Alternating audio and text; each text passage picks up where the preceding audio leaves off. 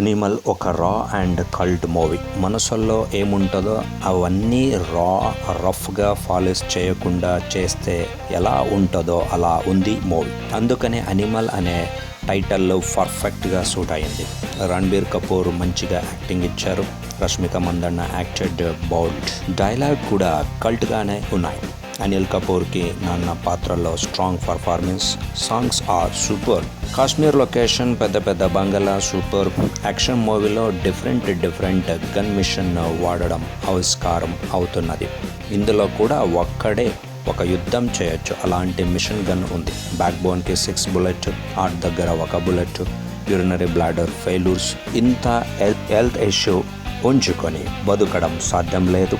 మరణం కోసం రెడీ అవ్వు అనే మాట వచ్చినప్పుడు నా కాన్ఫిడెన్స్ చావి కన్నా పెద్దది. నేను చావను, నాకు చాలా పని ఉంది అనే కాన్ఫిడెన్స్లో రణబీర్ హెల్త్ ఇంప్రూవ్ అవుతుంది.